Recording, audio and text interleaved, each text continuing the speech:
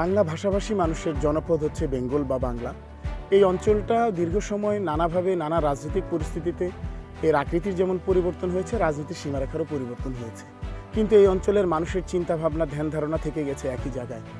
দীর্ঘদিন ধরে এই অঞ্চলে যে মানব বসতি, যে সংস্কৃতির বিকাশ হয়েছিল, সেই বিকাশ কিন্তু আমরা দেখি পশ্চিম বাংলা এবং পূর্ব বাংলা বা আমাদের এই বাংলাদেশ অঞ্চলে দীর্ঘদিন ধরে চর্চার মাধ্যমে টিকে আছে। বেঙ্গল সিম্পোজিয়াম সেই বাংলাকে, বাংলার ইতিহাস, ঐতিহ্য, সংস্কৃতিকে তুলে ধরতে একটি নতুন উদ্যোগ। এর মাধ্যমে আসলে বাংলা অঞ্চলের কৃষ্টি, কালচার, সংস্কৃতি, ধর্ম, ভাষা, শিক্ষা ইত্যাদি নিয়ে নানা ধরনের উদ্যোগ নেওয়া হয়েছে।